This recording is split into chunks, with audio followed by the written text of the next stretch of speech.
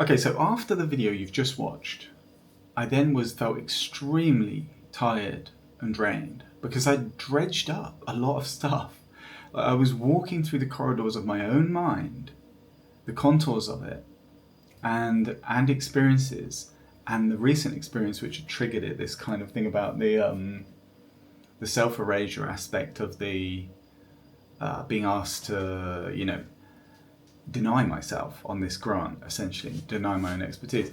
So I actually then went into a kind of micro depression. So now I can explain, because if you're in it now, this is why it's very difficult to speak to somebody who's in.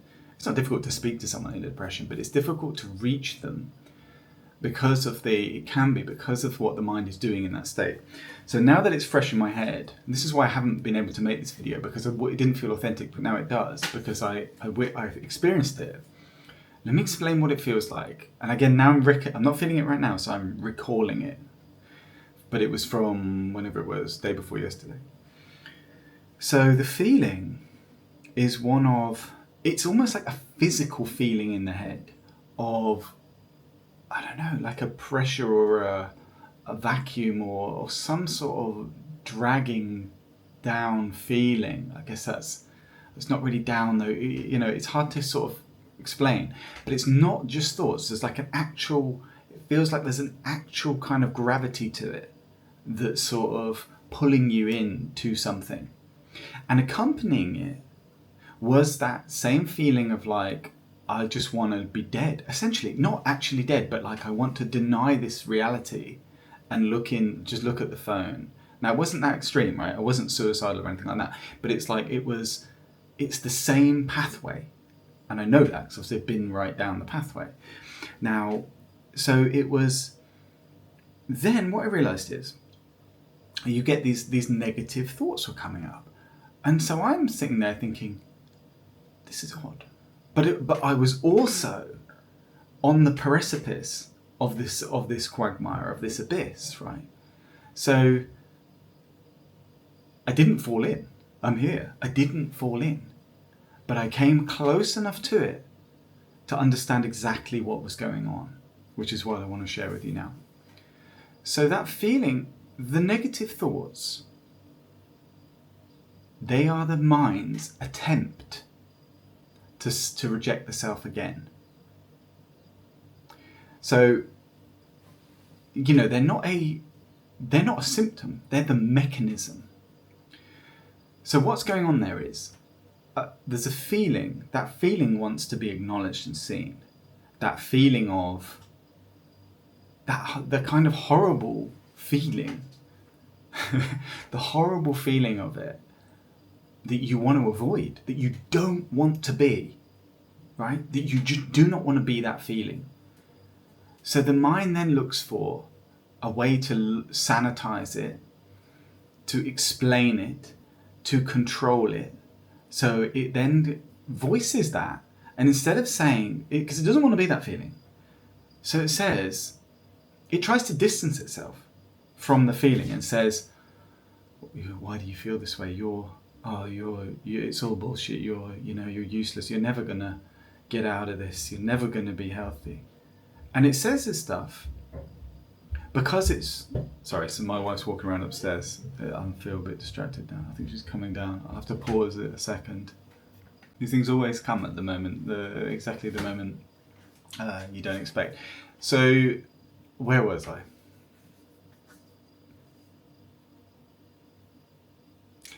The mind doesn't want the feeling. So the mind says, it tries to distance itself from it. Part of you tries to separate off and say, I am not the feeling, right? And how does it say that? It becomes, instead of being the one that feels rejected, it becomes the rejecter. So it says, you're worthless. You're useless. You don't need, you're never going to get better. It's like a gravity. It's like it can't stand being that. You can't stand being that. So you step outside and say, I'm not, in a way, you say I'm not that by saying you are that. Like you're directing at the self. It splits up another self that says you're useless, as if it's not the same self. But to get some sense of control over the feeling. And then what that does is deepen the wound further, and it scares that one away. It numbs that one. Eventually it doesn't work, right? If you've been in a deep depression, eventually those feelings are just continuous, and those thoughts are just continuous, because it's like the mind is saying, I can't hold it in anymore. Like I need to be free. And so the thoughts have to be continuous to keep yourself suppressed. And at that point, it becomes wired in, right? So it becomes like a feeling where it feels like you absolutely cannot escape that situation or that mode of thinking. But you can. Now, sometimes, so when I first completely smashed my depression, like actually broke it, that was when I took psychedelics about 10 years ago, psilocybin. And what happened was, the mushrooms or my own mind, whatever it is, showed me, it was like I could not actually believe that I could be happy. And they showed me that I could. So they showed me it was an illusion. And I was like, oh shit, okay, it was an illusion. It was bullshit the whole time, right? It wasn't true, but I believed it was true. I really believed it was true. That's why I was stuck in it, right? But this is also a kind of altered state, a kind of psychedelic, what I'm doing now, hopefully, right? Because I've been in there, I'm outside of it, and I'm showing you how it works. So if you get stuck in that, if I get stuck in it, right? If I experience that again, the solution is not to fight it, is not to deny it, it's to do nothing. To accept the actual feeling and welcome the feeling and say, I want that feeling. Come here, I'm ready for it now. It's okay. You can come in. I'm not rejecting you. And if you think about the whole way that these things are framed as well, they're framed in a way which plays into the psychological narrative of this. Because it will say, oh, I used to think, well, how can I be authentic? What if I'm feeling depressed? Well, then I'm not fixed. Oh, so all this kind of work and like stability for like basically stability, more or less, usual ups and downs for like 10 years. Oh, it's not really true because I'm feeling depressed again, even if it's only for a few hours or whatever, right? And it's like, that is the same mechanism, isn't it? This belief that we need to fix ourselves. It's again saying, I'm not going to accept the feeling. I'm not going to accept the self. I'm going to say, you shouldn't experience this now. Because look at all this, look how aware your mind has become sometimes. You've had moments of like, and I have had moments of like total clarity and like almost what you would call a kind of nirvana state. So it's like, then the mind would say, well, how could you, it would use that, weaponize that and say, how could you be there and then be here? But that's the same mechanism, the same self-erasure mechanism, just at a sort of more abstract level, saying, we can't be this. We're not allowed to be this. So the solution is always the same, which is to say to yourself, I am this. I am this, and I welcome this. And I don't need to get better, right? There is no better. Now, of course, if you look at it from sort of a bird's eye view, you would say, well, this person was unstable at one point and now they're stable. Aren't they better? Yeah, you could say that, but these are just observations, aren't they? How stable a person is. They're not better or not better. It's just how we judge things. But do you see there's like a paradox there, isn't there? Because in order to get out of a depression, you can't try and get out. Because trying to get out is saying to yourself, you're not allowed to feel this. You're not allowed to feel this. It's wrong to feel it, and you need to get out. Can you see that? Can you see the paradox there? Whereas if we say, I'm not wrong to feel this, I'm going to feel this, and I'm not running away from me. There's an enormous liberation in that, and an enormous power. It's power in submission to the actual thing itself. The entire purpose of it, which is to say to you, listen to yourself. Listen to yourself.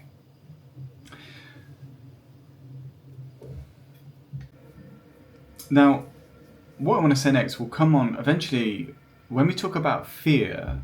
Fear is at the root of everything, pretty much. And when we talk about fear, we'll talk about this in more detail, but we'll talk about it from an even darker perspective, actually, which is of people that harm others, right? But we're talking about people that harm themselves, which is depressed people, us. People who have been depressed. I've been depressed. It's fine. It's okay. It's all right. And so another element to depression is this feeling, right? And I talked about this in the last video, of the people of control systems, or what the mind perceives as a control system. So I hate my job, but I feel like I've got to do it because I need to. So there's a fear pattern. The fear is deeply involved, because fear says, if I don't comply, if I don't keep suppressing and erasing myself, I'll experience death. That's what it thinks. That's what it really thinks, right? It's tied to survival. So it thinks that ultimately, that's what the mind's trying to protect you from. That if you don't comply, you'll be kicked out, ostracized from the tribe, right? Like a meerkat, and then you'll starve because you haven't got the protection of the tribe. That's like really as primal as it gets. That's really what the fear is. That if I don't comply. Now, of course, we come up with all sorts of ways to justify, well, no, I really do have to comply. The job market, we're in a depression. They talk about the whole country like that, don't they? We're in an economic depression, so I need that job. Now, maybe you do. And like I said, if you have dependencies, there is a certain amount of self-sacrifice which is necessary. But don't use that to the hilt, right? There's always balance and there's always freedom and movement. But, when it comes to pure actual survival, these things can be used short term, and that's fine, but they're not supposed to be used long term. And anyway, so there's a fear pathway that says if you stand up for yourself, if you say no, if you quit your job or look for another job, the fear part of you says that will lead to death, ultimately, in this survival sort of primal way. So the fear part says, so what you need to do is suppress that voice. That voice that says, I don't want that job. I want a different job. I don't want that relationship. I want a different relationship. Those kind of fears that, will I be valuable? What will happen? All this sort of stuff. We say, I will suppress that. I will suppress that. And that is depression.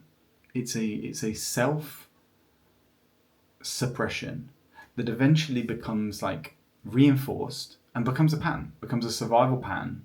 Because I think it's in there because it can be really useful it's obviously really useful in the whole of millions of years we've been evolving to be compliant, right? For survival, because that's all that matters. Like that's all that the genes care about, right?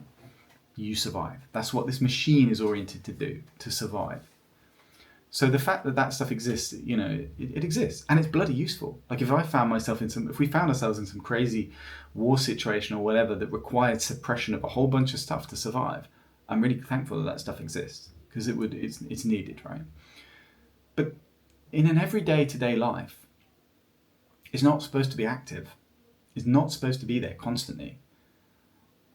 It becomes like a pathology where the brain gets locked in that mode of familiarity and survival and thinks that self-erasure is the mechanism that works, is the path that's going to work. And the fear is tangible. And I can guarantee you, for most of you anyway, that there will be, if you're feeling depressed, there will be like a mirror to that, which are fears of the things that you fear that you cannot change. Because it's like, the depressed person says, I cannot change these things. I'm stuck. But there's a deeper thing. That's a logic. That's a reasoning layer operating. There's a deeper layer which is saying, I fear that leads to my death if I change those things. But it doesn't. Like, even if it actually led to your physical death, would you rather die free or die a slave to fear, right? So if you step into fear, what happens is, yes, you have to face those feelings, or the consequences, your worst fears, whatever it is you've constructed about making changes in your life, you have to step into that. You have to. But if you step into that, it's liberating, and it is self-habitation. You are inhabiting yourself. You're actually saying to yourself, I'm doing this. I'm not abandoning you. I'm going to challenge my fears. I'm going to step into them. And it won't become what you fear. It will be something else. Because that fear isn't real. That fear is something you've constructed in your mind. So whatever happens, it won't be that. Because this is an internalized unreality. And when you do something... Okay, let me tell you an actual anecdote to show you how this... So this was, again, probably, this was a long time ago now, about 10 years ago. It was after actually another psilocybin trip. I have not taken psilocybin now. This is all meditation and that weird flu awakening thing, right? But this is, back then, I'd been made redundant at Vodafone because they're just constantly shrinking after the boom of mobile phones. And I kind of wanted to change anyway, but it still impacted me. And then I thought, well, I'll just take a year and I actually did some stuff. If you look at the videos on my channel about KiCad, this like PCB stuff, I was trying to sort of go my own way. But then I was like, oh shit, I'm running out of the money I got, severance money I got paid. So I was like, I better get another job. So I got a job as working for a company called Holiday Extras. Now this is true, so I can say this is true. They... because my brother-in-law worked there, and they sold airport parking. So it was the most boring thing you can possibly think of. And I was employed to be like this data person, and they had a 3-month probationary period. Now the job was horrible. I didn't like it. The coding stuff was kind of cool, but it was so dull. Like I don't care about airport parking, and I don't care about maximizing your ad revenue, like your ad spending. I just simply don't. Like, why would I? I don't. Maybe you do. Maybe other people do care about that stuff. I don't. So they had a guy there, Roger, who was like, he was terrible. Like he was technically good. Technically he was a competent individual, but his people skills were so bad. Everybody disliked him. They really disliked him for that, and the way he treated people. And my mind was like completely clear at the time. So I remember once he was trying to tell me, again, it was another one of these sort of self-erasure situations where he was trying to tell me how I'd done this thing to sort of basically show me how much they were spending on advertising, because they were bidding themselves. They're not supposed to do it, actually. It's against the Google's terms of service, but Google didn't care because they're spending so much money. But they were bidding against themselves for ad revenue for like car parking or whatever. And they thought, well, how can we reduce our spend, right? By not bidding against ourselves. And I analysed it and found out, yeah, you're not going to actually, that self-bidding is not actually costing you that much. It was something like ridiculous, like quite a small amount of money compared to the millions that they were actually spending.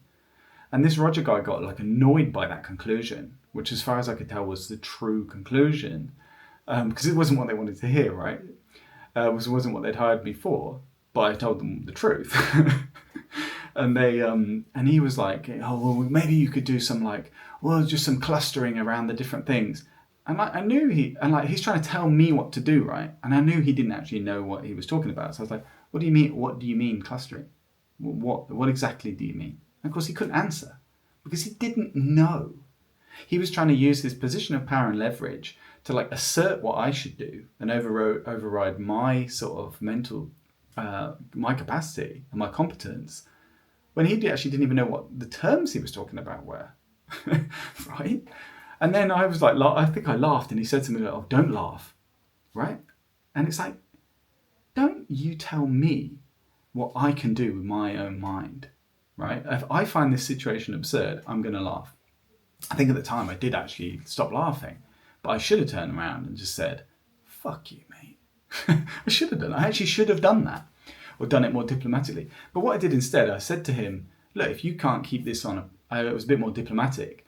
I said, if you can't, and I copied actually there was an Arnold Schwarzenegger soundboard. This is like a funny aside, where they'd ring people Dell up and they'd be like, my CPU is a neural net computer, a neural net processor, and the person on the other end, the victim, I guess, of the soundboard, it's a bit cruel, isn't it? They were like, I'm sorry, sir, you've got to keep this at if you can't keep this at a professional level, we'll have to close the call. I thought that was just a really cool way to put it. So this is what I said to this Roger guy. I said, look, Roger, if you can't keep this at a professional level, I'm not going to engage with you. I think I said that. And then and then the thing is, he messaged HR, right? He tried I think I messaged them as well. And anyway, it got to the point of the probation evaluation, and they were like, it was such a weird meeting. They were like, oh yeah, we're not happy with your performance. Even though I'd had 2 directors emailing me, telling me what I was doing was brilliant, right, for their teams. So it was because I'd messed with this guy who was also a director, I'd stood up to him. I was just too much. I was too much for that organisation. I was too honest. And it felt great, to be... I did regret it afterwards. So I didn't pass the probation. So essentially I got fired, right? But it's like, where did it lead? 10 years later, like I ended up having this career, getting into the university, doing what I wanted to do, and moving into public health. So ultimately, it was the right thing to do. But like at the time, I remember like feeling like really liberated. But then there's always, after that kind of event, there's always a kind of a backlash where you think like, oh shit. Because that is then... But what that is, that feeling of like, oh shit, unless you've really done something reckless, that's like if you've been integral. And again, if you've got dependents, I didn't have dependents at the time, you've got to be careful, haven't you, right? You don't want to get fired and not be able to feed them. So it's always a balance. Like you have to be aware of reality, but don't use that as your excuse. Don't use that because there is always movement. You see what I'm saying here? I'm trying to get that balance between don't be a doormat, but also be aware if you do have dependents that sometimes, but I don't know, maybe nobody needs to suffer, even in though maybe there's always enough flexibility. Maybe reality always offers you enough flexibility to get out of any situation. I don't know. Maybe it does. So don't, I don't want to say that in case, but at the same time, I don't want you to go and do something reckless, without a plan in place or, but I don't know. I don't know how it works, okay? It's your responsibility. I'm just telling you what I did. So why was the saying? What was that story about? What's the point of that story? The point of that story was to say, I have done that. I have stepped into fear. And of course, in that post-psilocybin state, that didn't actually seem like the fearful thing to do. That seemed like the obvious thing to do. But I know what it's like for that not, but it did feel fearful. It felt like I was transforming, stepping through a portal by behaving in that way, even though it also felt completely natural.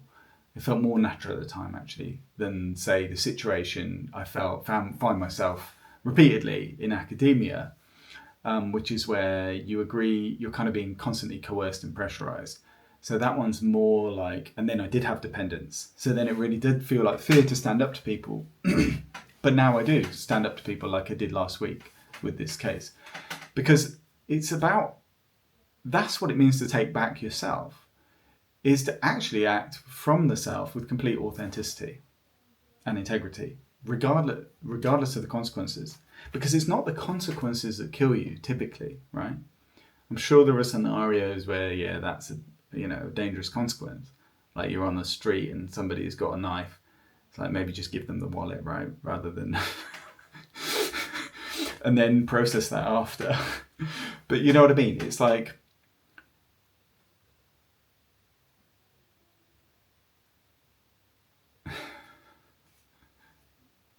What was the point of that whole story? It was talking, I can't remember now.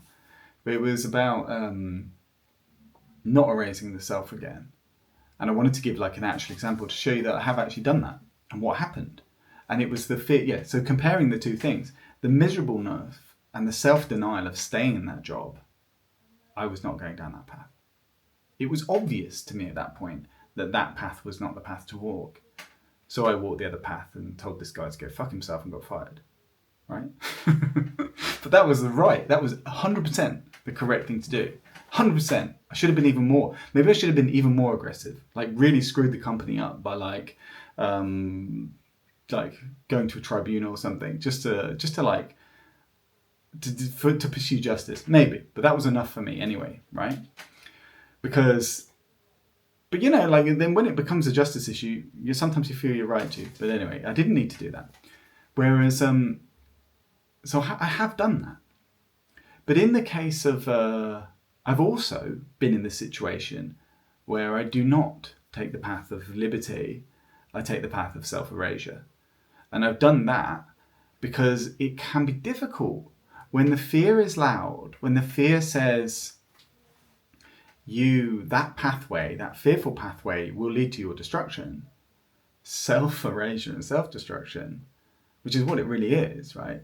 Seems like the logical step. And as we said, it may be. In a short-term case, your sovereignty may be worth overriding. If someone's about to hold a knife at you and ask for your wallet, it may be worth, you know, regardless of like your own sovereignty, just give them the bloody wallet, right? Because you want to survive. So that's what it's actually for. It's for those situations and other sort of prolonged situations, but it's not long-term.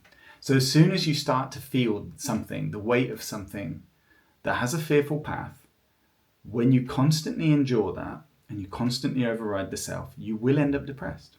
And you will end up depressed because your mind cannot tolerate that. And that's not who you are. And that is the takeaway from this, if I refer to myself.